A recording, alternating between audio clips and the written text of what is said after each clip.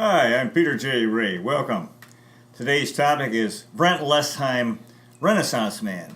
We have my very good friend Brent Lesheim, who's been my very good friend since 1986, as our guest today. We're going to talk with him, so that'll be fun.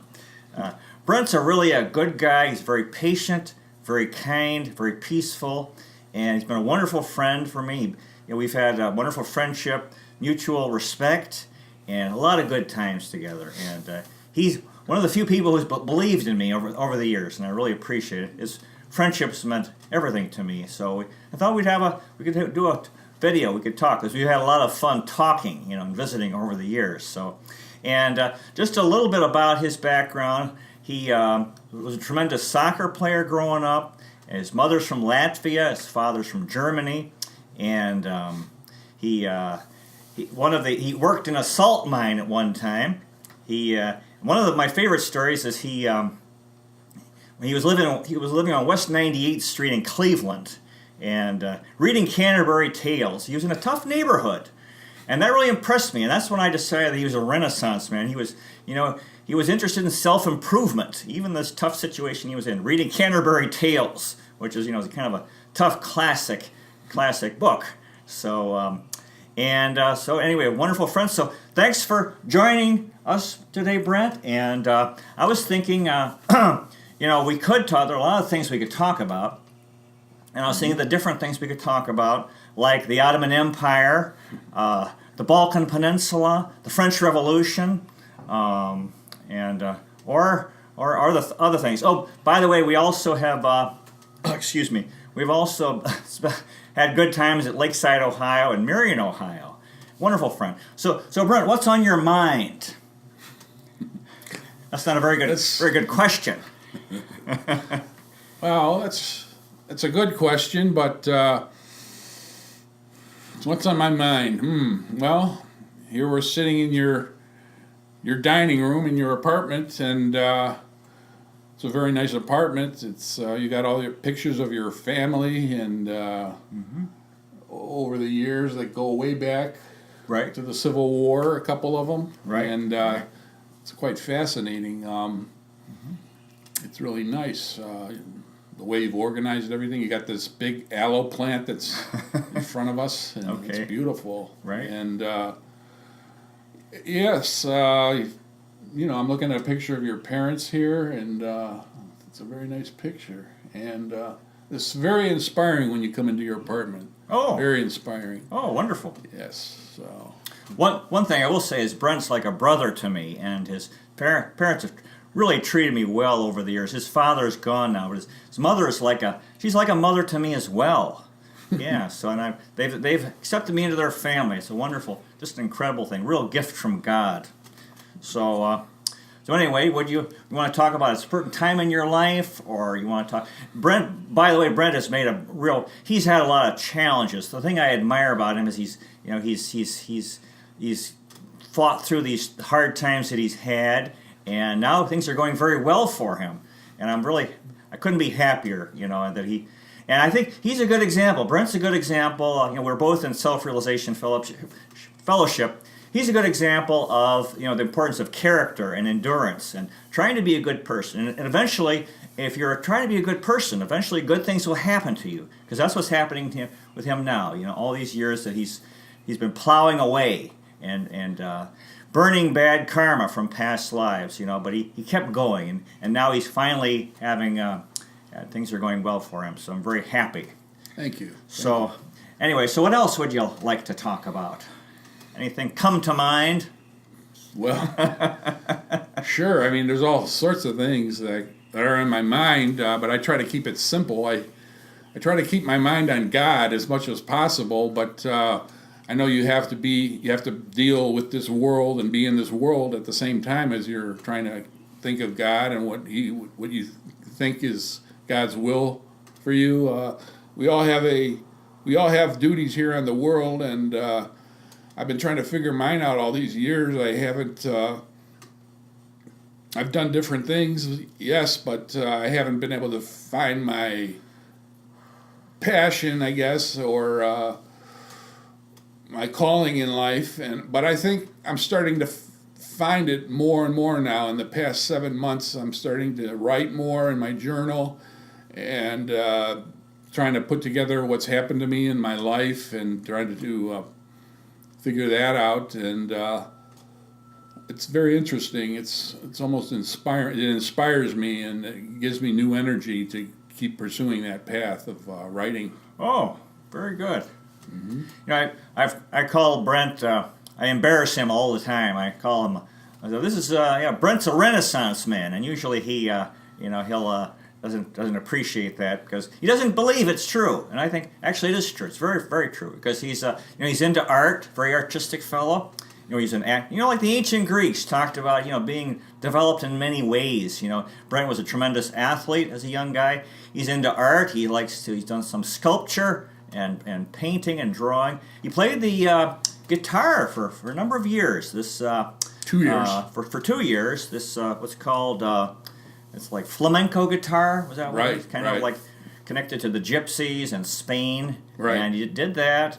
And he's also and he tolerates my we have nice discussions of history. It's not easy to find people to talk history with, and we'll talk. Well, just the other day I was reading Plutarch out loud in his mom's place, the great ancient Greek biographer, and I believe it or not, I read out loud to Brent excerpts from books on the Ottoman Empire, Peter the Great, Catherine the Great, Lenin, and parts of Mao Zedong. Such a patient fellow and also interested in history. Not easy to find people who are interested in history. Yeah, so we've had a lot of fun, a lot of good times. Yes. So, anyway, so what else should we talk about, Mr. Lesheim?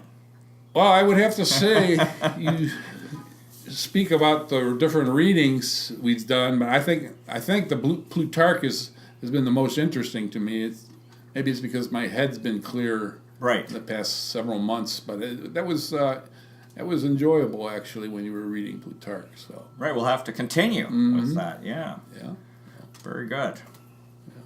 So what else is on your mind?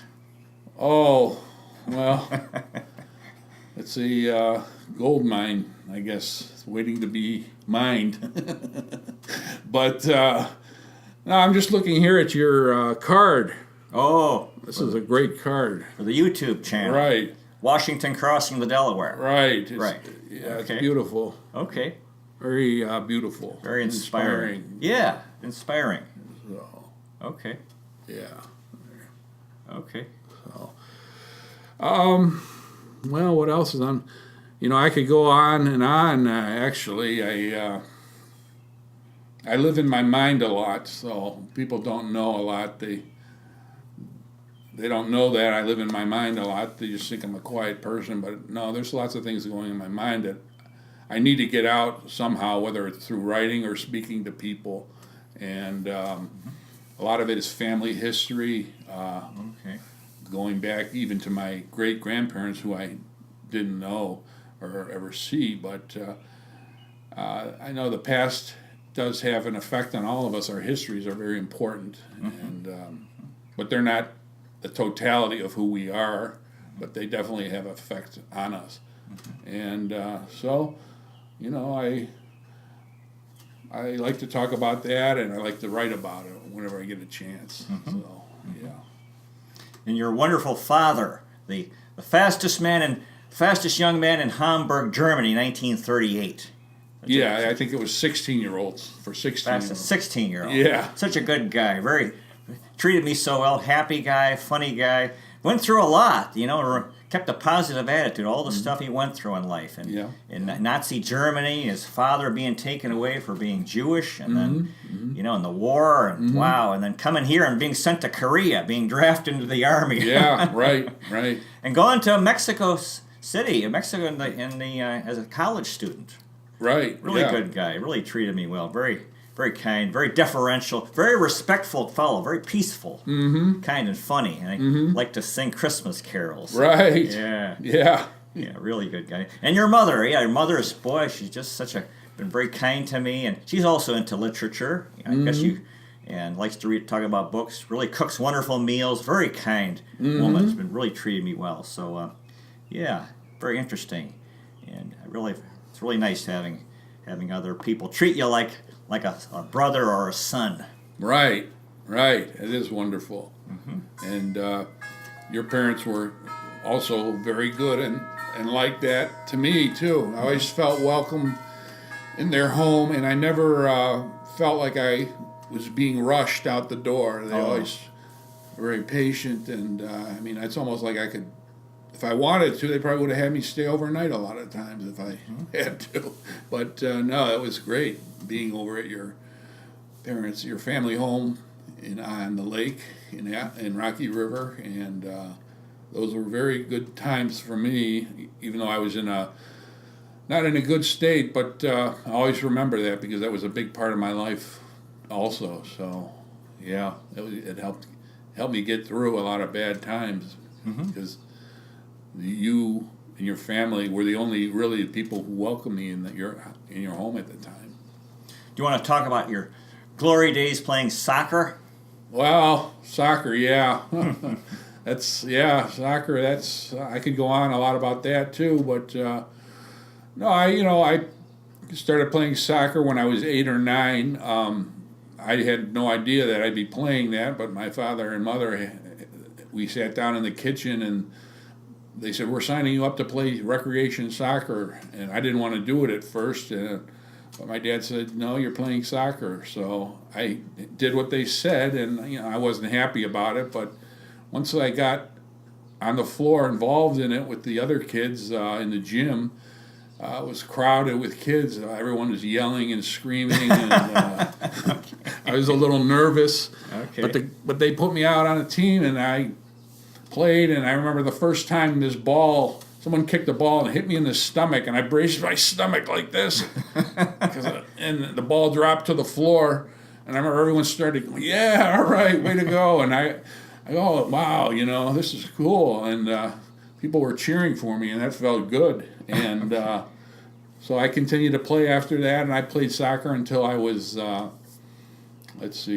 21 or 22 years old, and then I got injured, and so that was about the end of soccer, about 22 years old for me. But no, that was my life, soccer. I wanted to, as I got into teenage, 12 to 13, that's when I decided I want to become the best soccer player in the world.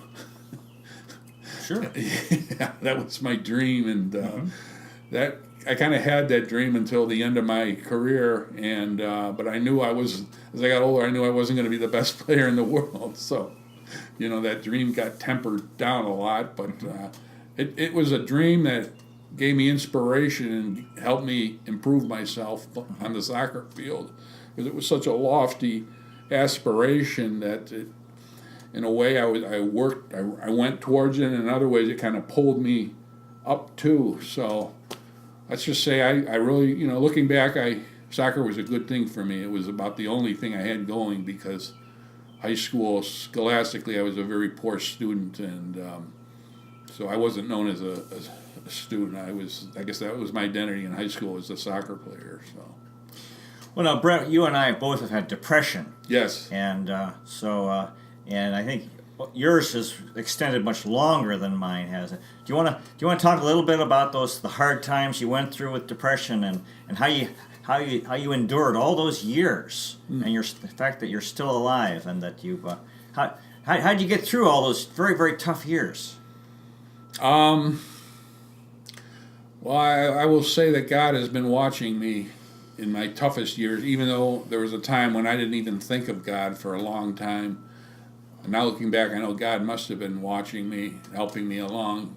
And then I met you, and you introduced me to SRF teachings, and even though I didn't grab onto them right away, what you told me about them made sense to me on some level, even though I didn't want to hear it in the beginning, because I was very depressed, sick, and I still wanted to enjoy worldly things. I didn't want to make an attempt to try to become spiritual, but God was working on me through you, and I always, since that, SRF has helped me. It's saved my life, and you were part of saving my life, and so I lately I really grabbed onto SRF teachings. Certain things have happened in the past 8 or 9 months that have really let me know that God exists and that He cares for us and loves us and forgives us for whatever we might have done in the past. And so that's the SRF teachings they're vital. So for me, So one thing I want to mention, your sister Lolita, I went to school with her, and and I saw her recently when you had your health scare, and it's real nice. She's like I feel like she's like a sister to me, so that's real nice as well. Lolita, Brent's sister. Now, Brent, you seem to be an artistic person. You're artistic, and you're interested in you have this philosophical bent, and like to sort of interested in drawing and sculpture. You want to talk about your artistic activities over the years and that part of your life?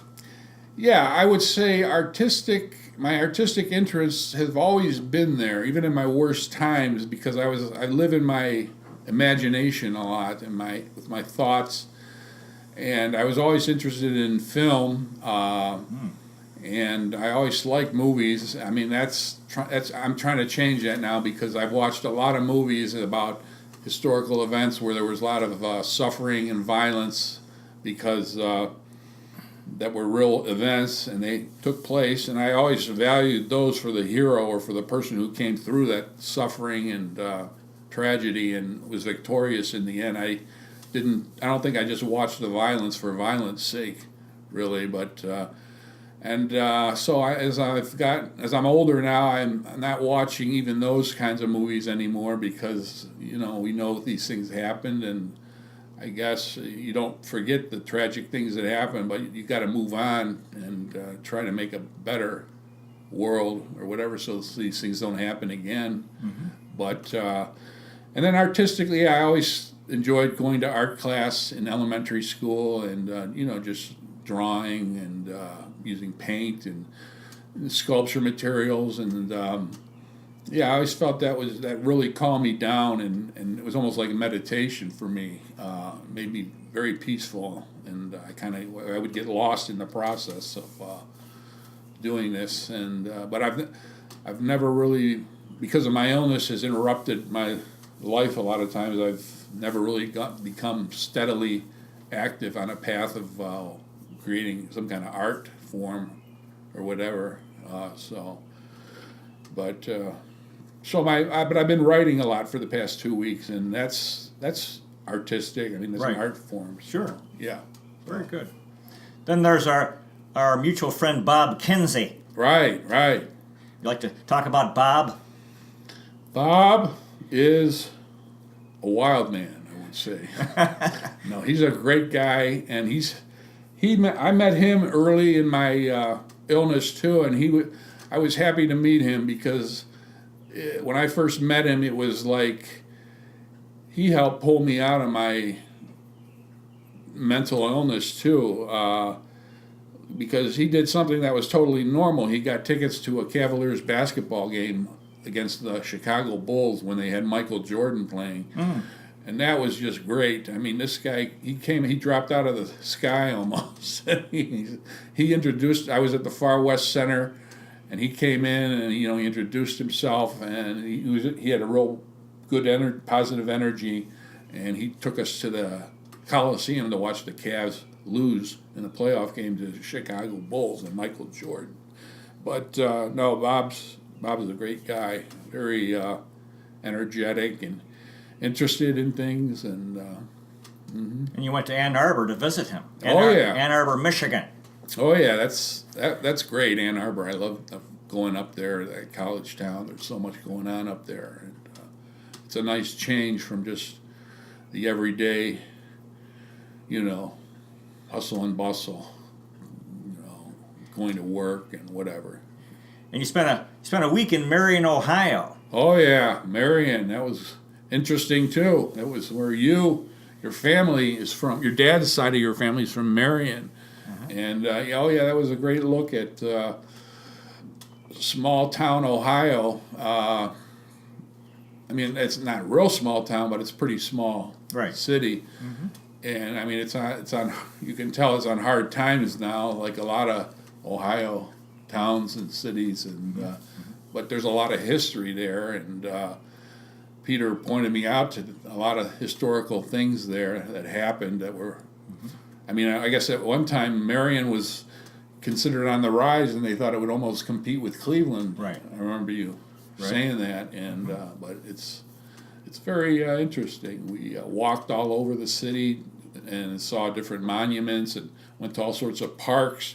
One park where Jim Thorpe, the football player, played in the game. Yeah, right. Right. That's right. When Marion had an NFL team. Oh, wow. What is that, the Bulldogs? The Oorang Indians. Oh, okay, the Oorang Indians. Yeah, imagine that. Jim Thorpe. Wow. Huh. Then you've been going to Lakeside, Ohio. Oh, yeah. You're more a part of my family than I am. You want to talk about Lakeside and your trips to Lakeside? Yeah, I like Lakeside a lot. It's in the summertime. Late summer is when Peter has his family reunion that's been going on for over 100 years now, every summer, and it's great. It's very peaceful. That's why I like it. You can just relax up there, sit on the front porch, have a lemonade or whatever, and just watch the people walk by, and I love it. It's just it's a good break for me from my everyday activity. And you enjoy the shuffleboard and putt-putt? Oh, yeah. Walking on the dock? Right. Okay. Right. This year I really like the putt-putt because I did pretty well. Okay. Which I don't usually do at putt-putt, so. Okay. Yeah, and shuffleboard was fun, too. Now, you've been working in this home, what do they call it? Home remodeling business? You've been doing that for, 7, 8 years now? Yeah, I'd say about 7 years, yeah. You want to talk about that for a little bit? Well, that's a job. It's a job, and it's not my calling, though, I don't think, but I learned stuff. I've learned how to deal with people at a certain level and take orders from people who know more than me about the work, and I've learned some stuff. I learned about myself more, and it's hard physical work, which I need because I tend to be lethargic if I'm not doing something, moving around. I need to move around, I think, so more than like maybe other people do. I think I need that physical activity. What types of activities do you do in your work? Well, I'm basically a gopher. They go for this and go for that. Like, Brent, go grab the table saw. It's in the van, so I got to go down and get the table saw. Excuse me.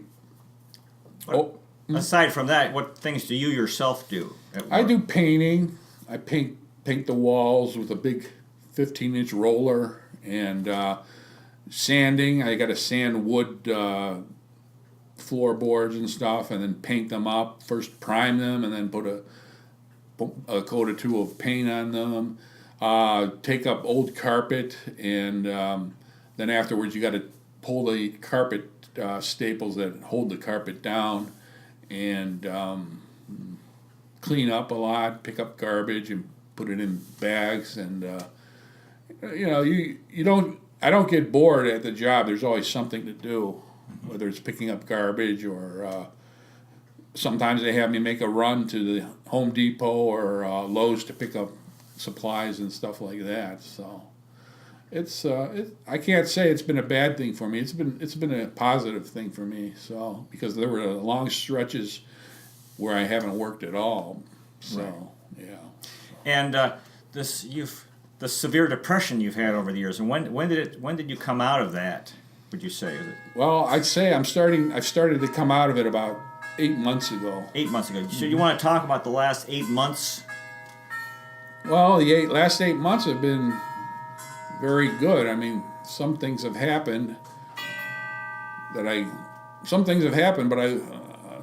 people might call them bad, negative things. But I came through them, and I don't think about them too much. I'm just grateful I'm still alive, and I've kind of had a spiritual awakening of sorts after going through these incidents, and I'm grateful for that, and it makes me realize, yes, that this is not the only reality on this earth, planet Earth. There's higher dimensions or higher worlds, and when you don't really, death is not really, there's really no such thing as death. I mean, what we call death is just moving on to a higher state of consciousness.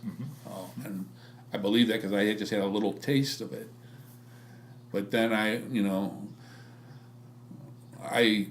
realized that when I went through this experience that I had, that people were still here on Earth who needed me.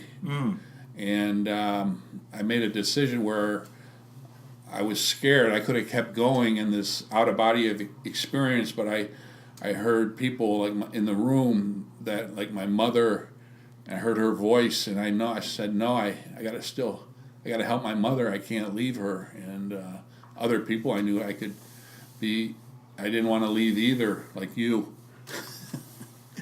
And so I asked the question. I said, "What do I do?" And this voice says, "You are not God." And that was the answer for me, because at that point I kind of came back to consciousness, and I said, "I'm not God," and that's what brought me back into my body. So it wasn't my time to leave yet from this accident I went through. So. Near-death experience. Yes.